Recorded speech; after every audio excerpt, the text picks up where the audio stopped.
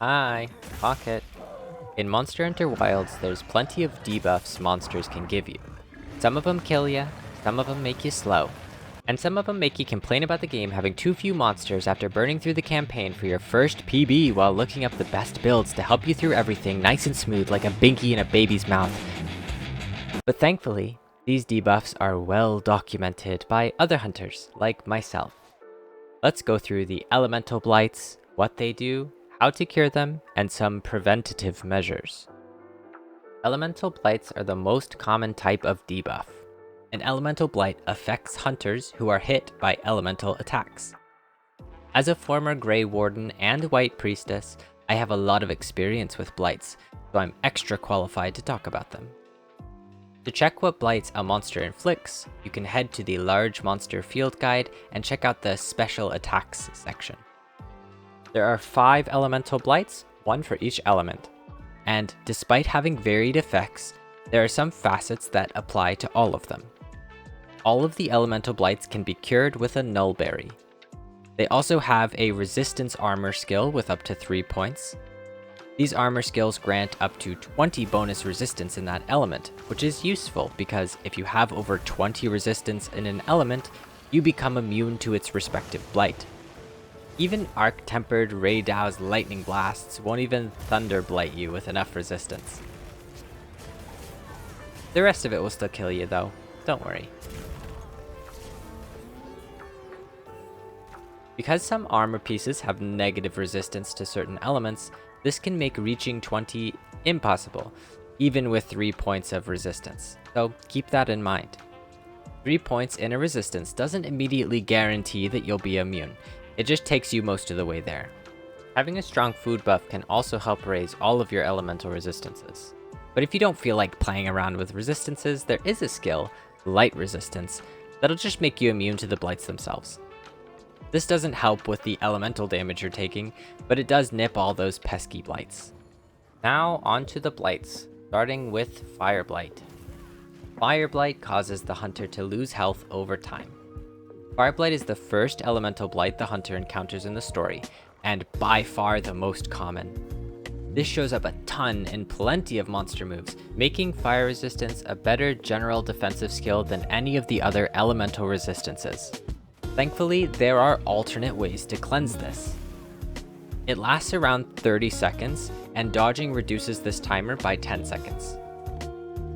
If you're near water, you can also dodge in the water and it will immediately remove this blight. How convenient. Because of these methods, this is the easiest blight to deal with as it can be done quickly without even sheathing your weapon if you need to. Some weapons that dodge very frequently, like bow and dual blades, can kind of just cleanse this while they're doing what they were doing anyway. Waterblight reduces stamina recovery speed. We can think about this like the opposite of Stamina Surge. This is a nasty debuff for any weapon, because we all end up dodging and using our stamina a little, but especially the ones that rely a lot on their stamina gauge. It usually lasts about 60 seconds, and dodging will reduce this timer by 3 seconds. But that reduction is kind of pitiful and hardly noticeable. Especially because of how slow stamina regenerates. Unless you're rocking Constitution 5 and Stamina Surge to try and counteract this, you'll sooner run out of stamina than remove the blight. It's best to Nullberry this one if you get it. Waterblight has had me noticing my stamina bar even when I'm playing weapons that hardly care about stamina. I'm glad it's uncommon, only appearing on a few monsters, but by golly, it's a nasty one. Thunderblight makes the hunter more susceptible to being stunned. I'm not sure if this is super factual, but in my experience, the moves that most often stun me from Thunderblight are thunder aspected ones. So the way I see it, if you would contract Thunderblight again while you already have it, you instead get stunned. Again, this usually lasts around 60 seconds, and dodging will reduce this timer by 3 seconds. This is a really sneaky one though, and very unique. It's definitely my favorite blight. Because it's a bit less obvious than the previous 2 blights, some hunters might not even notice that they have the blight, and end up getting stunned at really inopportune times. This was happening like crazy during the release of Arc-Tempered Raydow. Additionally, if you get stunned due to the Thunderblight effect, This doesn't even remove the Blight, meaning even after you get up, you're still susceptible to getting blasted and stunned again right after. Very dangerous, so have your nullberries at the ready. But with its uniqueness, Thunderblight comes with a unique weakness. Thunderblight is the only Blight that applies an ailment, that is, being stunned, which is a condition apart from the Blight itself. Because of that, there's effectively 2 different skills specifically to counteract Thunderblight. You can get Thunder resistance beyond 20, and you're safe. Or you can simply get 3 points of stun resistance and prevent it from stunning you. On top of that, there's the aforementioned Blight resistance. With proper prevention, there are many avenues to navigating this dangerous Blight. But the first step is awareness. Dragonblight strips the hunter's weapons of their elemental damage and status buildup. This can be an agonizing thorn in the side of any weapon trying to exploit a monster's weakness in that way. This lasts 60 seconds, and the duration can be reduced by 1 second by dodging. Absolutely abysmal, so if you're dying to get it off, keep Berry, Null on speed dial. While it can be a situational damage down, this doesn't inhibit any of the hunter's defensive or active options. Additionally, if you're fighting with a raw damage focused weapon, without any status ailments to build up, this Blight has literally no effect. Despite being a frightening sounding Blight and looking really cool when you have it, and being used by some gnarly monsters, this is the least intimidating Elemental Blight in my opinion, and I often ignore it because I usually hunt with raw weapons. Iceblight increases the stamina cost of hunter actions, and supposedly it exists.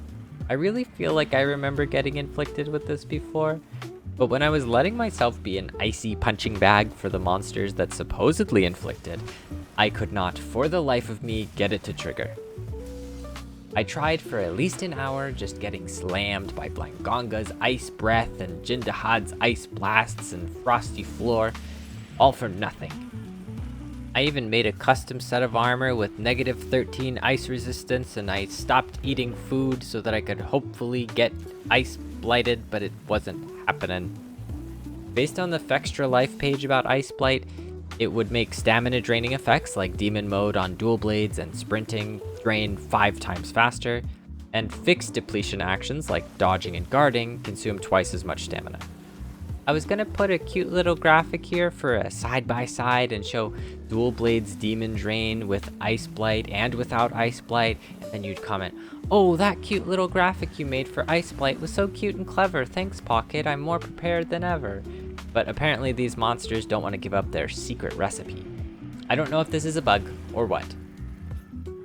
I know that Iceblight exists because it shows up here in the special attack section. Rage. Just make me icy, please. Anywho, if you catch Iceblight, I'm guessing it'll last 60 seconds and be a royal pain. Sadly, in Wilds, we're not blessed like the ninja hunters of Rise, and we're unable to blight monsters ourselves.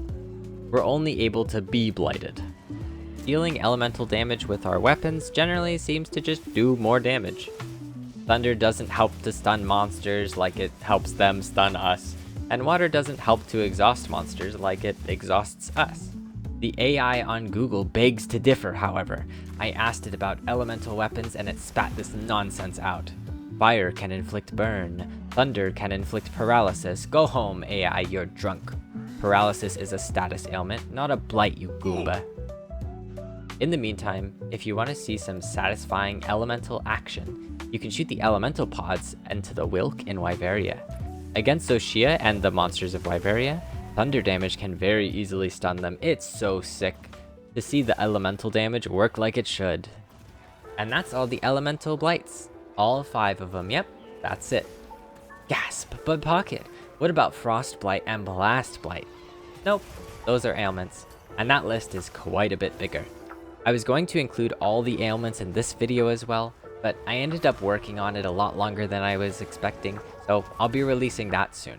Or, if you're in the future, it's probably already out. Or, you watched it first, and then came back to this one. Oh gosh, I envy you, future watcher. I've still got a lot of work ahead of me for these 2 videos. Either way, I hope you enjoyed, fellow hunters, and I hope you learned something. I definitely learned a few things gathering this data, and now, as the scientific method demands, I have communicated this data with you. Good luck, fellow hunters. Don't get stunned, watch out for Thunderblight, and goodbye.